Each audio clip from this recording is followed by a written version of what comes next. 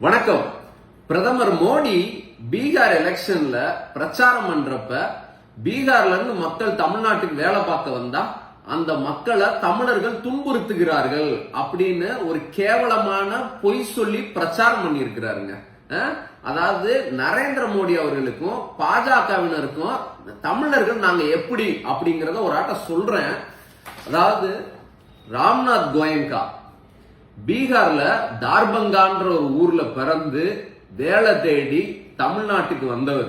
சரிங்களா? இங்க வந்து சின்ன சின்ன வேலையா பார்த்து இங்க உழைச்சு அந்த சூழல் எப்படி இருந்துச்சுன்னு சொன்னா, இந்தியன் எக்ஸ்பிரஸ் தினமணின்னு ஒரு பெரிய பத்திரிகை குழுமத்தை தொடங்கக்கூடிய வகையில தமிழ்நாட்டுல அனைவருக்குமான ஒரு வாய்ப்பு எந்த அளவுக்கு பிரகாசமா இருந்திருக்குன்னு பாருங்க. அப்படி இங்கதான் வந்து பீகார்ல பிறந்தாலும் தமிழ்நாட்டுல வந்துதான் இவ்வளவு பெரிய ஒரு உயர்ந்த இடத்தை அடைஞ்சார். இந்தியால ராம்நாத் கோயங்கா அப்படிங்கிறவரை உருவாக்குனது தமிழ்நாடு, பீகாரிய. நல்லா ஞாபகம் வச்சுக்கோங்க நரேந்திர மோடி அவர்களே. ரெண்டாவது, இவர் யாரு தெரியுதா? அனில் அகர்வால். பீகார்ல பாட்னால பிறந்தவர். அதாவது நம்மளோட தூத்துக்குடியில ஸ்டெர்லைட் நிறுவனம் இருக்குல்ல, அந்த நிறுவனத்தோட ஓனர். அதாவது நம்ம 13 தமிழர்களை சுட்டு கொன்னாங்கல்ல எடப்பாடி பழனிசாமி தலைமையிலான ஒரு கேவலமான அடிமை அரசு, மோடிக்கு அடிமை வேலை பார்த்த எடப்பாடி சுட்டாரு பாருங்க. இருந்தாலும் இங்க தமிழ்நாட்டுலதான் பெரிய ஒரு பிசினஸ் மேனா எமர்ஜ் ஆனாருங்க. அதுக்கப்புறம் இன்னொன்னு வந்து இதுதான் விசேஷமானது என்னன்னா, பீகார்ல வைஷாலின்ற ஊர்ல இருந்து அங்க அன்ரிசர்வ் டிக்கெட் எடுத்து கிழிஞ்ச சட்டை, ஒரு அழுக்கு பையில கொஞ்சோன்னு பழைய துணிகள், பிஞ்சு போன செருப்பு போட்டு திருப்பூர்ல வேலைக்கு வந்த ஒரு பீகாரி. பேரு விஜயகுமார். இன்னைக்கு இவர் வந்து திருப்பூர்ல ஒரு பெரிய பிசினஸ் மேனா இருக்காரு. கார்மெண்ட்ஸ் இண்டஸ்ட்ரியில வந்து பாத்தீங்கன்னா ஒரு சொல்லக்கூடிய அளவுல பெரிய பிசினஸ் மேன். பிரிண்ட் மீடியா வந்து அதை பத்தின செய்தி போட்டிருக்கு. நரேந்திர மோடி அவர்களே, எல்லாம் தெரிஞ்சுக்குங்க. அதுக்கப்புறமா இந்த பீகாரிய பத்தி எல்லாத்துக்கும் தெரியும். யாரு? ரவி. இங்க வந்து தமிழ்நாட்டு மக்களின் வரிப்பணத்துல சம்பளம் வாங்கி இங்க இருக்கக்கூடிய சட்டமன்றத்துல மசோதா தாக்கல் செஞ்சு அனுப்புனா கையெழுத்து போடாம ஓபி அடிச்சுட்டு திருவள்ளுவருக்கு காவி சாயம் பூசுற கேவலமான வேலை, வள்ளலார சிறுமைப்படுத்துற வேலை அப்படின்னு ஒரு பிற்போக்கு மதவாத பீகாரி இங்க வந்துதான் தமிழ்நாட்டுல இந்த வேலை எல்லாம் பண்ணிட்டு இருக்கு. அடுத்து நம்ம பாண்டே, ரங்கராஜ் பாண்டே. இவரும் அப்படிதான், சர்நேம் பாண்டே, பீகாரி, அந்த ஏரியா தான்.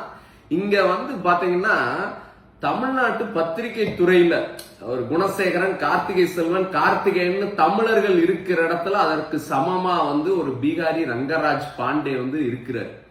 நான் கேட்கிறேன், பீகார்ல ஏதாவது ஒரு தமிழன் போய் இந்த மாதிரி பத்திரிகை துறையில இருந்து அங்க இருக்கக்கூடிய பாஜகவையோ நிதிஷ்குமாரையோ எதிர்த்து அரசியல் பேசி அந்த மக்களை மூட செலவு செய்யக்கூடிய ஒரு சூழல் உருவாகுமா? பாண்டே எனக்கு வந்து எவ்வளவு பேசுறாப்லங்க. அந்த மாதிரி யாராவது ஒரு தமிழை அங்க போய் பேச முடியுமா? அப்படி பீகார்ல இருந்து சரி, இந்தியாவின் பிற பகுதியில் மகாராஷ்டிராவை பூர்வீகமாக கொண்டவர் தான் நம்ம சூப்பர் ஸ்டார் ரஜினிகாந்த். அப்படி எந்த இடத்துல பிறந்தாலும் வந்தாரை வாழ வைக்கிற தமிழ்நாடு. ஆனா கேவல நரேந்திர மோடி தான் செஞ்ச சாதனையை சொல்றதுக்கு துப்பு இல்லாம ஒடிசாக்கு போனா பிரச்சாரத்துல என்ன சொல்றாரு? தமிழர்கள் பூரி ஜெகநாதர் கோயில் சாவிய திருடுனாங்க அப்படின்னு சொல்லி தமிழ்நாட்டுக்காரே கஞ்சி குடிப்பாங்கன்னு சொல்லி இலையில கஞ்சியை ஊத்தி கேவலப்படுத்தி ஒரு பிரச்சாரம் பண்ணாரு. பீகார் போய் தமிழர்கள் துன்பப்படுத்துகிறார்கள் அப்படின்னு சொல்றாரு பிரதமர் நரேந்திர மோடி அவர்களே. தமிழ்நாட்டு மக்கள் ரொம்ப புத்திசாலிங்க. யாதும் ஊரே யாவரும் கேளுன்ற உயர்ந்த தத்துவத்தை கொண்டவங்க. நரேந்திர மோடி மாதிரி ஒரு ஆளு தமிழ்நாட்டுல ஜீரோ. நாடாளுமன்ற தேர்தல், சட்டமன்ற தேர்தல் எல்லாத்திலுமே ஏன்னு கேட்டா மதத்தை வச்சு பொய் சொல்லி பிரச்சாரம் பண்ற ஒரு பேர் வழி. தயவு செய்து தமிழ்நாட்டை கேவலப்படுத்துறதை இத்தோட நிறுத்திக்குங்க. நன்றி. உங்களுக்கு எவ்வளவு ஒரு இது இருந்தா, மனசுக்குள்ள எந்த ஒரு தைரியம் இருந்தா இந்த அளவுக்கு உங்களால பேச முடியும். ஆனா அப்ப நம்ம சொல்லலாமா தோழர், ரொம்ப கிரிஞ்சா பேசிருக்கீங்க, சும்மா உடான் சுட்டிருக்கீங்க, நல்ல டயலாக் ப்ரிப்பேர் பண்ணிருக்கப்பா, அடிக்கடி இந்த டயலாக் மறந்துருச்சுன்னு சொல்லி ஸ்கிரிப்ட் பேப்பரை பாத்தியா அப்படின்ற மாதிரி நாங்க கேட்கலாமா? இதுல அவரு வேற ஃபர்ஸ்ட் அங்கிள்னு சொல்லிட்டாரு, ஃபைனல் டச்ல தாய் மாமாவா எங்க சார் போனாரு? இத்தனை நாள் 50 வருஷமா அந்த தாய் மாமா எங்க போனாரு? ஒரு தாய் மாமான்னு என்ன பண்ணணும்?